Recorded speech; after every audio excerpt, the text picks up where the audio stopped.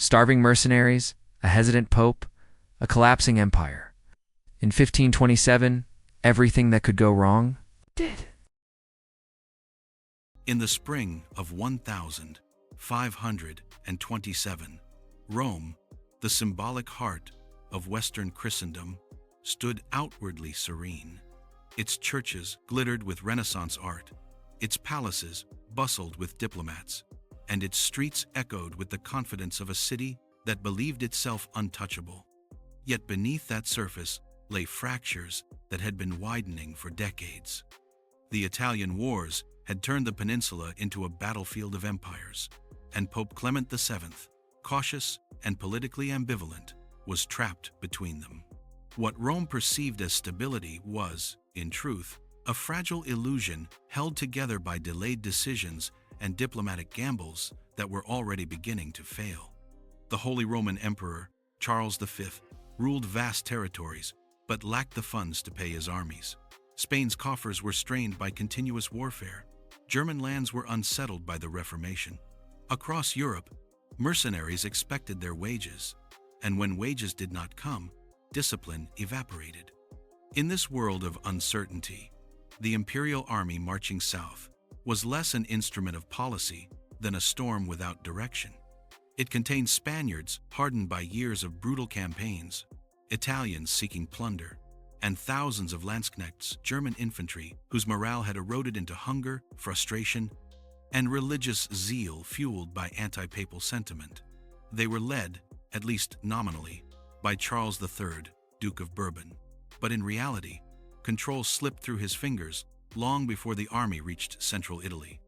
Bourbon was an ambitious nobleman, estranged from the French crown and eager to carve out a future for himself. For him, Rome represented leverage, an opportunity to force the Pope into concessions favorable to the emperor. But for his unpaid men, Rome represented something far more primitive, a treasure house brimming with gold, relics, and wealth that had accumulated over centuries. Pope Clement VII understood the danger, but underestimated its urgency. His alliances shifted like shadows. One moment, he supported France. The next, he negotiated with the emperor's agents. His indecision bred confusion among allies and enemies alike. Rome's fortifications were outdated. Its garrison was modest. Its commanders were competent but stretched thin. And its people, artists, clerics, merchants, pilgrims, seemed entirely unprepared for the possibility that a hostile army might approach their gates. Meanwhile, the imperial army was unraveling. Food was scarce. Disease took root in the camps. The men grumbled openly about their empty purses. Many viewed the Pope not merely as a political opponent, but as the earthly symbol of corruption, excess, and spiritual decay. Luther's ideas had spread among the German ranks, transforming resentment into moral justification. Rome, in their eyes, was not just a city. It was a target that had been waiting for divine retribution. By early May, the troops were beyond Bourbon's control. They marched not through strategic planning, but through momentum, driven forward by necessity and desperation. As they advanced toward Rome, the Duke understood the precariousness of his position. If he failed to deliver payment or plunder, mutiny would erupt. If he allowed the army to collapse, his final chance at political redemption would vanish. Rome's envoys sent urgent messages to Clement VII, warning him of the approaching force. But the Pope, still hoping for negotiation or delay, hesitated. Reinforcements were requested, but the timeline was unrealistic. Defensive preparations began, but they were insufficient. The city still believed it had time. It did not. When the imperial army finally reached the outskirts of Rome, rain poured relentlessly across the hills. Visibility was low, morale was lower, yet hunger and desperation drove the soldiers forward. The storm that had been building for years, political, religious, economic, was about to break open over the heart of Christendom. And Rome, unaware of what awaited it the next morning, slept under a false sense of protection. On the night of May 5th, 1527, the hills overlooking Rome were cloaked in relentless rain. The imperial army, exhausted, starving, and increasingly uncontrollable, had reached the final stage of its march. Their camp was no longer a structured military force, but a restless mass of men driven by instinct rather than command. Tents sagged under the weight of water. Fires sputtered in the wind. Horses, thin from weeks of inadequate forage, pawed at the muddy ground. And amid all this, the Duke of Bourbon paced, aware that he stood one sunrise away from the most uncertain gamble of his life. The army had no artillery worthy of a prolonged siege. Supplies were nearly gone. Disease had taken many. If the attack failed, the consequences would be catastrophic. The men would turn on their leaders. The campaign would collapse. Desperation, however, can drive soldiers to attempt what discipline never could. Bourbon knew this. The captains knew it. Even the Pope, receiving fragmented reports from outside the city, sensed something dangerous and unpredictable was drawing near. Inside Rome, the atmosphere was markedly different. The city was not unaware of the approaching army, but it misunderstood the threat. The Pope's advisors believed the imperial troops were too disorganized and weakened to launch a coordinated assault. Some cardinals insisted that negotiations were still possible. Others assumed Rome's walls, ancient but imposing, would deter any reckless advance. Meanwhile, daily life continued. Merchants closed their shops early, but they did not evacuate. Clerics prayed with quiet confidence. Pilgrims wandered the streets, unaware that the city's defenses were stretched thin. That night, the city's primary defensive force consisted of the Swiss Guard, a few thousand militia, and some volunteers. Commanded by Renzo de Seri, they were brave but insufficient. Seri had spent the day reinforcing gates, moving men along the walls, and urging the Pope to take the threat seriously. But he faced the same obstacle that had plagued Rome for years: indecision. Clement VII, anxious yet reluctant to commit to drastic measures, vacillated between staying in the Vatican and retreating to Castel Sant'Angelo. His mind wavered with every new courier that arrived, each bearing tidings he wished were less urgent. Back in the imperial camp, the soldiers' frustrations surged. Many blamed the Pope for their hunger, convinced he was the embodiment of the corruption they despised. The Landsknechts, influenced by Lutheranism, viewed the coming assault through both political and religious lenses. The Spaniards, loyal to the emperor but furious over unpaid wages, saw Rome as the only available compensation. Italians in the ranks saw an opportunity for plunder on a scale unmatched anywhere in Europe. As the rain intensified, a critical decision emerged: attack at dawn. The justification was simple: the weather would work to their advantage. Rome's defenders would struggle to see movement along the walls. The muddy terrain, though difficult, would cover the soldiers' approach, and more importantly, the army could no longer endure another day without some resolution. Whether victory or annihilation, anything was preferable to continued stagnation. The Duke of Bourbon spent his final hours reviewing the assault plan. It was rudimentary and risky, scaling the walls under cover of darkness and storm. There would be no careful bombardment, no negotiation for surrender. This was to be a direct storming of one of Christianity's most fortified cities, an act bordering on madness. Yet the alternative was collapse. Bourbon donned a white overcoat to make himself visible to his men and gave instructions with quiet determination. Meanwhile, Rome's sentries braced themselves against the rain, torches flickering, unaware that an army was quietly positioning itself beneath the storm. Sometime near midnight, the winds shifted, the rain softened, a brief clarity fell across the camp. The assault would begin. At dawn on May 6, 1527, Rome awoke to a storm that had not yet lifted. The sky remained a muted gray, the air heavy with moisture, and the hills beyond the city walls were shrouded in mist. It was in this half-light, neither day nor night, that the imperial army made its move. Their advance was not a triumphant march, but a slow, determined crawl through mud and shadow. Foot by foot, they climbed toward the city's walls, the clatter of armor muted by the soaking earth. The Duke of Bourbon walked at the front. Clad in a white cloak to mark his presence to the men behind him, he carried a scaling ladder on his shoulder, an act symbolic as much as practical. His officers followed closely, urging their troops forward, but discipline was fragile. Hunger and righteous anger pushed the soldiers more than Bourbon's commands did. They knew what awaited behind those walls: the wealth of the Papacy, the storied treasures of Christianity, and perhaps divine sanction for vengeance. The defenders, meanwhile, struggled to see more than silhouettes moving through the storm. Renzo Dasseri, commander of the Roman defense, had hoped for more time. He knew the enemy was near but did not anticipate such a direct and sudden assault. The rain muffled the sound of advancing troops, preventing his sentries from identifying the threat until the imperial army was almost at the base of the walls. At the Giannicolo sector, the western heights, the assault concentrated. The walls there were formidable but not impregnable. The imperial vanguard surged forward, attempting to plant ladders against the stone. Arrows and arquebus fire rained down from above. The first wave of attackers fell quickly, slipping on the wet ground or struck before they could climb. But more pressed in behind them.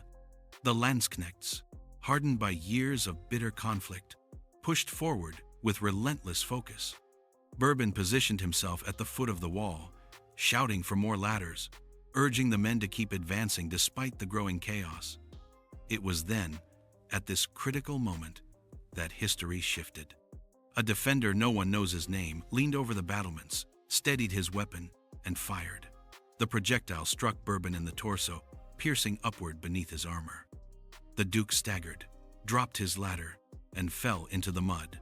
His officers rushed to him, but the wound was catastrophic. Within moments, the leader of the imperial army was dying. Bourbon's last order, given through clenched teeth, was simple: forward. His death should have halted the attack. Instead, it ignited something far more dangerous. Leaderless and furious, the soldiers transformed their desperation into a frenzy. The Landsknechts roared that the Pope himself had struck down their commander. The Spaniards cursed the defenders and pressed closer to the walls. The Italians in imperial service followed, swept up in the momentum. Discipline collapsed completely. What remained was raw instinct. The defenders, witnessing Bourbon's fall, gained a brief surge of confidence. For a moment, it seemed possible that the assault might break apart. But the imperial troops surged again, this time using the body of their fallen commander as a rallying point rather than a sign of defeat. They planted ladders, climbed under fire, and introduced a new tactic: firing at point-blank range into the parapets to force defenders back. By mid-morning, a breach was inevitable. Too many attackers had reached the top of the walls. Too many defenders had been forced to retreat to secondary positions. The Swiss Guard attempted to reinforce the weakest points, but they were few, and the enemy was many. When the first Landsknechts finally crossed the parapet and dropped into the city, the fall of Rome ceased to be a possibility. It became a certainty. When the first imperial soldiers made it over the walls, the balance of the battle shifted instantly. Rome, for all its symbolic grandeur, was not prepared for a determined storming led by thousands who had abandoned discipline in favor of sheer survival. The defenders who had held firm through the early assault now faced a new reality. The enemy was no longer at the gates. They were inside. The soldiers who breached the Giannicolo sector wasted no time establishing footholds. They fought with the ferocity of men who had marched hundreds of miles without payment, sustained only by the promise of what lay beyond the walls. These were not calculated maneuvers, but instinctive bursts of violence.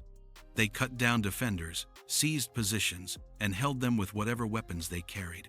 More troops poured over the parapets, dozens becoming hundreds. The walls that should have protected the city became conduits for its fall. Renzo Dasseri, recognizing the speed of the collapse, attempted to regroup his forces. He ordered defenders to fall back toward the Trastevere district, hoping to establish a secondary line of resistance. But the movement of troops through the narrow streets and alleys became chaotic. Roman militia lacked the discipline of seasoned soldiers. Many panicked and fled. Volunteers who had fought bravely in the early hours now abandoned their positions. Realizing the scale of the attack, even experienced Swiss guards struggled to coordinate a coherent defense. At the Vatican, Pope Clement VII received word of the breach. The reports were fragmented, hurried, and often contradictory. Some messengers claimed the assault had been repelled. Others insisted enemy troops were already crossing the walls in large numbers. Clement, torn between disbelief and dread, ordered immediate preparations to retreat to Castel Sant'Angelo, the ancient fortress connected to the Vatican by the covered passageway known as the Passetto di Borgo. It was a measure of last resort, one reserved only for moments of true existential danger. Meanwhile, the Swiss Guard made their stand. Their role was not simply military, it was symbolic. They were the protectors of the Pope, a body whose identity was tied to loyalty even in hopeless circumstances. When Serry's lines failed and Roman militia broke, the Swiss remained firm. Their commander, Kaspar Royst, issued a single directive: defend the Pope's route to the fortress at all costs. The situation in the streets deteriorated rapidly. As imperial troops entered Trastevere, civilians attempted to flee, adding to the confusion. Churches opened their doors to provide sanctuary, though few inside understood how quickly events were escalating. Soldiers surged through the district, some pursuing defenders, others driven by the instinct to plunder. Houses were forced open. Clerics were pulled from hiding. No overarching plan guided the chaos. It spread organically, like fire through dry brush. At the Vatican, the moment of crisis arrived. The Swiss Guard formed ranks, blocking the advancing soldiers long enough for Clement VII to escape into the Passetto. Their resistance bought precious minutes that determined whether the Pope lived or died. The imperial troops, now burning with the intensity of unrestrained violence, clashed with the Swiss in the open square. The Guard held, but the numbers were against them. One by one, they fell, continuing to fight even as the last defensive line dissolved around them. Clement, escorted by a small group of loyal attendants, hurried through the dim passageway toward Castel Sant'Angelo. Behind him, Rome was being consumed. The sounds of battle echoed through the city. Arquebus fire, shouts, the smashing of doors and gates. The Vatican itself was beginning to flood with soldiers, its walls no longer a sanctuary, but an entry point for devastation. By midday, the imperial army had secured control of the western sectors of Rome. The defenders who remained were isolated, exhausted, and overwhelmed. The city was no longer a battleground, it was a prize. The sack of Rome had begun not with strategy, but with collapse. And now, with the walls breached, the true catastrophe was about to unfold. By midday on May 6, 1527, the defense of Rome had fractured into isolated pockets of resistance.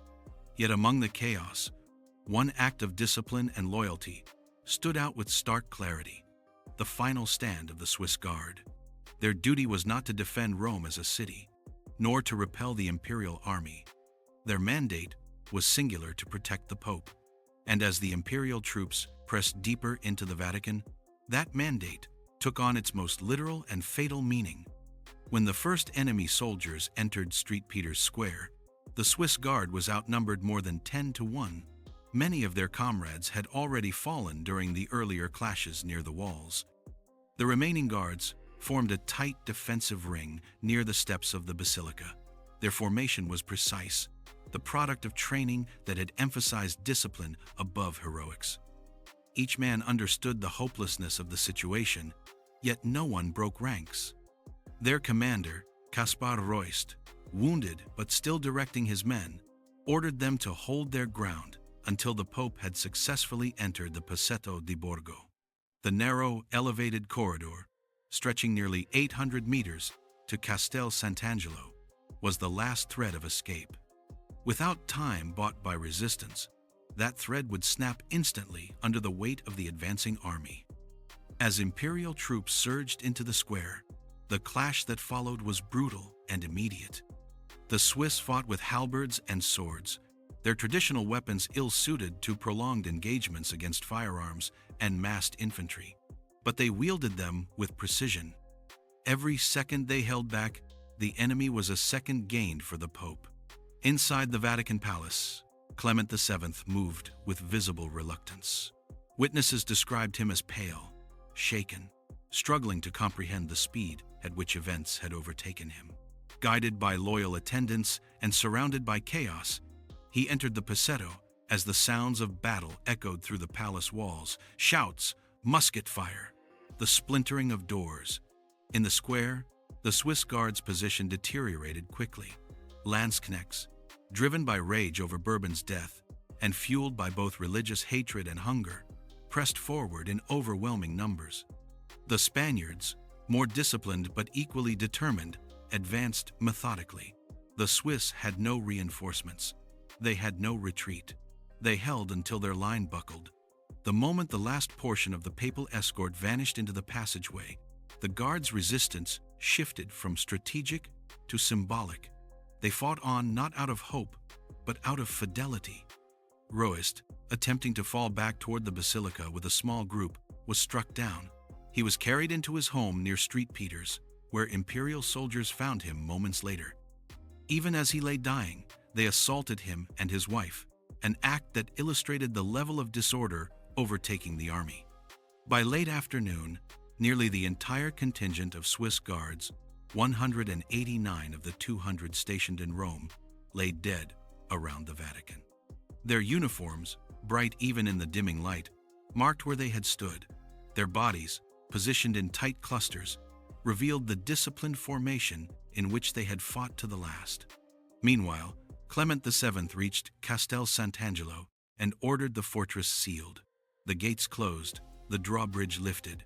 From its high walls, the Pope watched the Vatican fall entirely into imperial hands. Smoke began to rise from nearby buildings. Bells rang unevenly across the city as churches attempted to signal distress. The Swiss Guards' sacrifice had not saved Rome. It had not even significantly slowed the imperial invaders, but it had accomplished one crucial outcome: the Pope survived. And in doing so, they ensured that the spiritual seed of Catholicism remained intact, even as the physical city was collapsing. Their deaths marked the end of Rome's organized resistance. The imperial army, now without restraint, would turn its full attention to the city's riches and its people. The true nightmare of the sack had only just begun. By the evening of May 6, 1527, Rome was no longer a defended city. It had become an exposed landscape, overrun by soldiers who had tasted blood, opportunity, and sudden freedom from command. With the Pope secured inside, Castel Sant'Angelo and the Swiss Guard annihilated, no central authority remained capable of imposing resistance or restoring order. The imperial army, now a single organism driven by hunger and rage, spread through the streets in expanding waves. The first districts to suffer were those closest to the Vatican: Borgo and Trastevere. Soldiers forced their way into homes, monasteries, and small shops that had closed only hours earlier under the belief that Rome could still defend itself. The invaders expected wealth, and when they did not find it immediately, frustration turned into violence. Civilians attempting to flee were beaten or dragged back into their houses. Clerics, identifiable by their robes, became early targets. To the landsknechts, steeped in anti-papal sentiment, the clergy represented everything decadent about Rome. The city's militia, which had partially regrouped after the early collapse, made several attempts to form barricades in narrow streets. These efforts failed within minutes. Musketeers fired down alleys, scattering defenders. Pikemen advanced methodically behind them. Few Roman soldiers had the training or equipment to withstand such pressure. As each defense line broke, the soldiers abandoned their posts, leaving behind civilians who had no means of escape. Churches, traditionally sanctuaries in times of crisis, quickly filled with crowds seeking protection, but they also became prime targets. Imperial troops knew that Rome's wealth was often stored not in private homes, but in religious institutions, altars adorned with gold, reliquaries filled with precious metals. treasuries stocked with offerings collected over generations. No church, no matter how revered, escaped intrusion.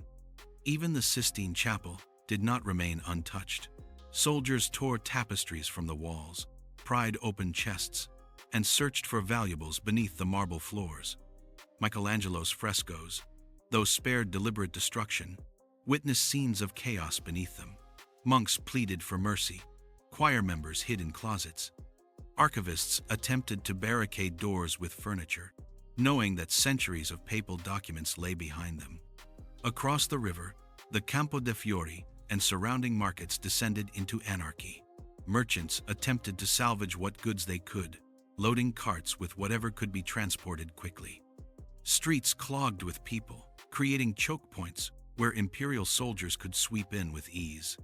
Many civilians attempted to bribe soldiers for safe passage coins, rings, and even family heirlooms handed over in desperation. Some were allowed to flee, others were robbed and struck down regardless. Inside Castel Sant'Angelo, Pope Clement VII faced an unbearable position. From the fortress, he could see the smoke rising from multiple districts. He could hear sporadic musket fire, the clanging of church bells, the distant cries of the terrified. Advisors urged him to negotiate terms of surrender. But the papal treasury was limited, and the army's demands wages for tens of thousands were beyond what the Pope could feasibly provide. Moreover, chaos had eroded the chain of command. Even if Clement offered concessions, there was no guarantee the soldiers would obey any order to stand down. Nightfall brought no relief. Torches flickered across the city as soldiers continued to break into homes. Looting became systematic. Captains marked wealthy palaces and directed men to them. Notaries and clerks were forced at sword point to identify buildings containing valuables. The Orsini and Colonna palaces endured repeated searches. Residents who resisted, regardless of rank or influence, were beaten or imprisoned.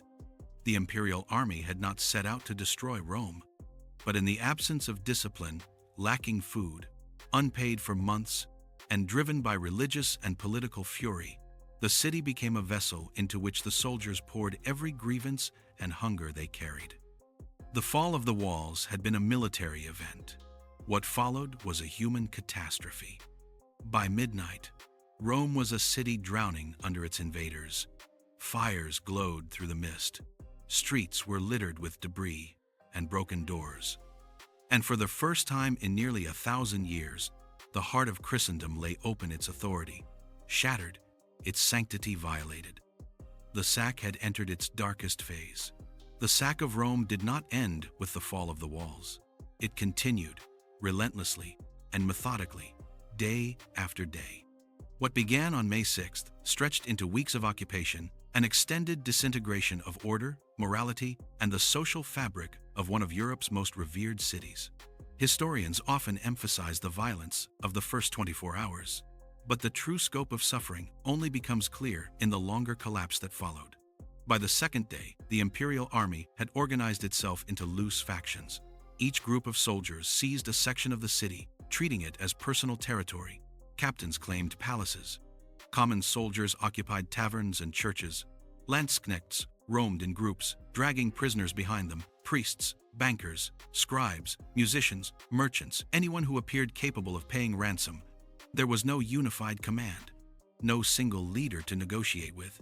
Rome had become a patchwork of independent warbands. Ransom became the city's new economy. Civilians were imprisoned in makeshift holding areas, basements, cloisters, gardens surrounded by broken walls, and forced to send relatives to gather gold and valuables. Those who could pay were released. Those who couldn't faced beatings, torture, or death.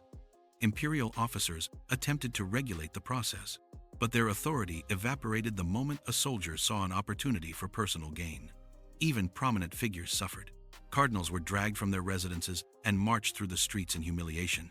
Some were beaten, stripped, or held for exorbitant payments. Their palaces, filled with art and archives from the Renaissance's golden age, were emptied within hours. Priceless manuscripts vanished. Ancient sculptures were smashed or taken apart for their materials. Rome's religious identity offered no protection. Monasteries were ransacked with the same ruthlessness as private homes. Nuns were forced from their cloisters and held for ransom like any other citizens. Churches, even minor ones, were stripped of chalices, relics, vestments, and sacred vessels. Soldiers melted gold objects into crude ingots, easier to transport and divide. Altars were overturned, tombs were opened in search of valuables. A city that had believed itself the center of divine favor now felt the full brutality of human desperation. Disease moved almost as quickly as the soldiers, with corpses left in the streets, food supplies contaminated, and thousands forced into cramped makeshift prisons. Epidemics flourished. Plague rumors circulated, dysentery took root in the camps. The imperial army, already weakened, began to suffer casualties from within. Ironically, the conquerors were now trapped in the same devastated environment as the conquered. Through it all, Pope Clement VII remained imprisoned in Castel Sant'Angelo. His situation was precarious. Though technically safe behind its thick walls, he was effectively a captive. The imperial troops camped outside dictated terms through intermediaries, demanding payment not only for their victory, but for the ongoing maintenance of their army. The Pope negotiated, stalled, offered partial sums, and requested loans from surviving Roman nobles. Each concession bought him days, sometimes hours, but never relief. He watched from the fortress towers as smoke continued to rise from the districts below. Rome's population, once estimated at over 55,000, dwindled rapidly. Many fled the city by night, slipping through broken gates or bribing guards. Others hid in cellars or among ruins, emerging only when soldiers moved on to new targets. Some survivors, especially artisans and laborers, were forced into service repairing fortifications, carrying loot, or working as assistants for imperial officers who wished to catalog their plunder. What made these days particularly harrowing was not only the violence but the complete collapse of norms. Rome had been a city of ritual, hierarchy, and ceremony. Every aspect of life had been structured around papal authority and religious order. Now, authority was absent, and chaos filled the vacuum. The rhythms of daily life, mass, markets, public meetings, disappeared. In their place came a new rhythm: the sound of boots in corridors, the cry of prisoners, the clatter of broken furniture, the dull echo of musket fire. By the end of the first week, Rome had become unrecognizable, not destroyed in the way that ancient invaders had destroyed cities by fire, but hollowed out, stripped of wealth, dignity, and coherence. A spiritual capital left spiritually empty. And still, the ordeal was not over. The imperial army, entrenched and emboldened, would remain for months, prolonging Rome's suffering and reshaping Europe's political order. By the middle of May, 1527, Rome was no longer a city in the conventional sense. It had become a sprawling hostage camp, trapped under the authority of an army that had neither the discipline to govern nor the incentive to depart. The imperial troops were themselves prisoners of their own success, bound to the city by need, sickness, and the absence of command. For Rome, this meant the suffering did not end when the gates fell. It evolved into something slower, more suffocating, and more systemic. One of the most immediate consequences of the sack was the collapse of basic services. Grain supplies had been seized by soldiers. Mills were destroyed or commandeered. Markets lay empty. Civilians who had survived the first days of violence now faced the quieter but equally lethal danger of starvation. Imperial captains rationed food strictly, prioritizing their own men. Many Romans resorted to digging through rubble for scraps or boiling leather for sustenance. Hunger became universal. Water, too, was compromised. Aqueducts had suffered damage during the fighting, and maintenance crews were scattered or dead. Wells became contaminated as bodies accumulated. Foul-smelling pools formed in alleyways. Disease spread through the city with the inevitability of a tide. The imperial troops, already weakened from their long campaign, suffered alongside the civilians. Reports from the period describe camps filled with the sick, wounded, and dying, with no distinction between conqueror and conquered. In the political vacuum left by the Pope's confinement, local governance disintegrated. Magistrates vanished.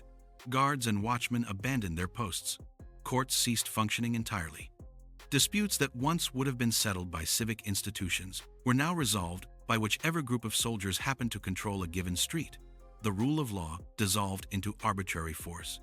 The city's cultural and intellectual community suffered equally. Scholars from the Sapienza University, artists, printers, and humanists either fled or were captured for ransom. Libraries were stripped of manuscripts, some stolen, others burned for warmth or out of ignorance. The intellectual capital accumulated through decades of Renaissance patronage evaporated in days. Workshops that had produced some of Europe's greatest artworks fell silent. Meanwhile, inside Castel Sant'Angelo, Pope Clement VII faced the crushing reality that he held almost no leverage. Though nominally the spiritual leader of millions, he was a besieged man with no functioning army, no international support immediately ready to intervene, and no treasury capable of meeting the imperial army's demands. Charles V himself had not ordered Rome's destruction, but his inability to pay or control his soldiers had allowed the catastrophe to unfold. Now, even the emperor's representatives struggled to impose restraint on men who had tasted unrestrained plunder. Negotiations dragged on. Imperial commanders demanded enormous sums: gold to pay the troops, tribute for the emperor, compensation for Bourbon's death, and guarantees of papal submission. Clement countered with smaller offers, pleading poverty and citing the city's devastation. Each concession brought a temporary reduction in violence, followed by renewed outbursts when soldiers felt cheated of their due. Beyond the immediate suffering, the sack of Rome sent shockwaves throughout Europe. Diplomats in Venice, Florence, and Paris reported with disbelief as couriers arrived carrying fragmented news of the chaos. Protestant leaders in Germany seized upon the event as symbolic proof of divine judgment against the papacy. In Spain, Charles V expressed sorrow, but also a grim acknowledgement that the Pope was now unlikely to oppose imperial influence. The entire political balance of Italy shifted overnight. Inside Rome, power dynamics changed as well. Soldiers who had arrived as anonymous mercenaries now held de facto authority. Some imposed crude systems of taxation on the districts they controlled. Others extorted wealthy families for continued protection. Violence became less random but no less oppressive. Those who survived learned to navigate a landscape where danger was everywhere but predictable in its unpredictability. Weeks passed. The city did not recover. It merely adapted to its captors. The atmosphere became one of exhaustion, fear dulled by repetition, hunger accepted as the new normal, and hope reduced to a distant instinct rather than a practical expectation. Rome had been struck down not only physically, but psychologically. The humiliation of the Papal States was complete. Yet from this nadir, the political consequences for Europe were only beginning to take shape. By early summer 1527, the sack of Rome had transitioned from an event into a condition. The city remained occupied, its government suspended, its people living under the shadow of an army that no longer knew what it was fighting for. But outside Rome, across the courts of Europe, the political consequences were already reshaping alliances, ambitions, and the trajectory of the Italian wars. Rome's suffering was not only a local tragedy, it was a continental turning point. The first and most immediate shift concerned Pope Clement VII. Once a cautious, sometimes evasive diplomat, Clement now found himself without leverage. His authority had collapsed alongside Rome's defenses. Negotiating from Castel Sant'Angelo was less a matter of papal dignity and more a matter of bare survival. His correspondence with European rulers, letters written in cramped handwriting, guarded in tone, revealed a man aware of the irony. The spiritual head of Catholic Europe was reduced to bargaining with men who did not recognize his supremacy, and some who despised it outright. Charles V, upon learning of the sack, expressed a mixture of shock and political calculation. He had not ordered the destruction, but he understood its implications. A humiliated pope was a malleable pope. Clement VII, who had spent years balancing between France and the Empire, now had no choice but to reconcile with Charles. The once independent papacy would be pulled firmly into Habsburg orbit. Even the Renaissance popes who had wielded armies and influenced kings had not faced such a forced submission. Politically, the Papal States would never again stand as confidently independent as before. France, meanwhile, viewed the catastrophe with both outrage and opportunity. King Francis I condemned Charles V publicly, portraying the sack as proof of imperial brutality. But privately, French interests recognized that Rome's collapse weakened the Italian states. Florence, already restive under Medici rule, saw uprisings against Clement's family. Venice reinforced its garrisons. Milan watched uneasily. Every state sensed a shift in the balance of power, but could not yet predict where it would settle. For the Protestant territories in Germany, the sack carried symbolic weight. Reformers interpreted the event as divine judgment upon a corrupt church. Pamphlets circulated describing Rome's defeat in apocalyptic language. Luther himself, though disturbed by the violence, called the catastrophe a sign that the papacy had lost God's favor. Although he condemned the excesses of the soldiers, he did not miss the opportunity to frame the moment as a turning point in Christian history. Economically, the consequences were severe. Merchants across Europe who relied on Roman banking networks faced delays, losses, or the complete disappearance of capital. Families who had stored wealth in the city's institutions found their fortunes wiped out. Artists supported by papal commissions or noble patronage scattered to Venice, Mantua, or northern courts, accelerating the shift of Renaissance culture away from Rome. Inside the city, the imperial army, ravaged by disease, quarrels, and lack of supplies, began to weaken. Soldiers died in large numbers. Plague spread through their ranks. The logic that had brought them to Rome had reversed. They could not leave easily. They were too sick, too invested in the plunder they could not yet sell, too reliant on the city's meager stores. Rome had become their cage as much as their victory. By late June, negotiations for Clement's release intensified. The Pope agreed to enormous payments, territorial concessions, and political alignment with Charles V. These terms were humiliating, but Clement had no alternatives. The imperial commanders, for their part, needed stability. They could not indefinitely maintain an army in a dying city. Yet, even as arrangements formed, Rome's population continued to diminish. Those who could escape fled north or hid among the ruins. Whole districts remained abandoned, their residents either dead, ransomed, or missing. The pride of Renaissance Rome, its scholars, craftsmen, bankers, and clergy, was shattered. The city's social structure, built on centuries of papal patronage, collapsed into near anarchy. The sack had broken Rome not only militarily or economically, but symbolically. Europe now understood that even the heart of Christendom could fall. And that knowledge, cold, undeniable, would influence every political decision made in the following years. But before Rome could rebuild, before the papacy could reassume its position, one final chapter remained: the slow retreat of the imperial troops and the aftermath they left behind.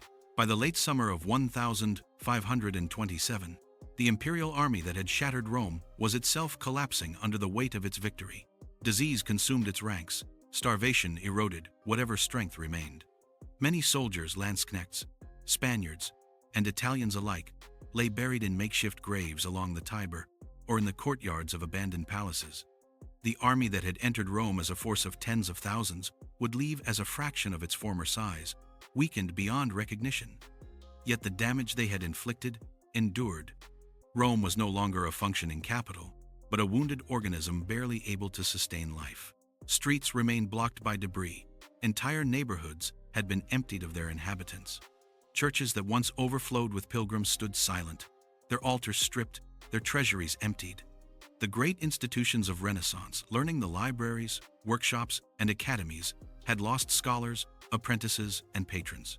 Many would take generations to recover. Some never would. Pope Clement VII, held in Castel Sant'Angelo for 7 months, finally negotiated his release in December. The terms were severe: massive payments to imperial commanders, territorial concessions, and an oath of loyalty that placed the papacy firmly under Habsburg influence. Clement left the fortress not as a triumphant spiritual leader, but as a humiliated survivor. His beard, grown long in mourning, symbolized a pontificate forever marked by the catastrophe. Even after the imperial troops withdrew, Rome did not immediately return to order. Banditry persisted. Disease lingered. Many buildings remained occupied by small groups of soldiers too sick or unwilling to depart. Funeral processions became a daily occurrence, sometimes empty coffins carried by overworked clergy. The city's population had fallen by tens of thousands. Those who remained did so because they had nowhere else to go. Diplomats who visited the city in late 1527 and early 1528 described scenes of desolation, streets lined with skeletal dogs, children begging outside ruined convents, and palaces whose courtyards were filled with ash. One Venetian envoy wrote, "Rome is no longer Rome, but a shadow of stones and sorrow." The contrast with the vibrant, artistic metropolis that had existed only a year earlier was impossible to ignore. Yet amid the devastation, a grim form of clarity settled upon Europe. The sack of Rome exposed the fragility of the Papal States and the limits of Renaissance optimism. It demonstrated that sacred authority offered no shield against political reality. It revealed that armies of mercenaries, once set in motion, could not be controlled by doctrine, treaties, or even emperors. The event became a turning point in the Italian Wars, shifting the balance decisively in favor of the Habsburgs and ending centuries of papal military independence. Culturally, the sack marked the symbolic end of the High Renaissance. Artists, forced to flee the city, established new centers of influence across Italy and beyond. Patronage systems shifted. Humanist scholarship, already under pressure from religious conflict, lost its Roman anchor. The optimism of the early 16th century dissolved into the harsher realities of the Reformation and Counter-Reformation. And yet, Rome did rebuild, slowly, painfully, and with scars that lasted for centuries. The Vatican restored its walls, churches were repaired, pilgrims returned, cautiously at first. The Papacy, though weakened, adapted to new political realities. But the idea that Rome was an untouchable sanctuary, the heart of Christendom, immune to earthly violence, never fully recovered. The events of 1527 remained a reminder that power, even sacred power, could crumble in a single season. For the people who lived through it, the sack was not a narrative, but a memory of hunger, terror, and loss. For Europe, it was a recalibration of what empires could achieve and what institutions could survive. For the modern world, it remains a stark example of what happens when political decisions, religious conflict, and military desperation collide. Rome endured, but it did not forget. If you want more stories where history reveals not only the rise of empires but the fragility of power itself, follow this journey. Because the past is not distant, its echoes still shape the world we live in.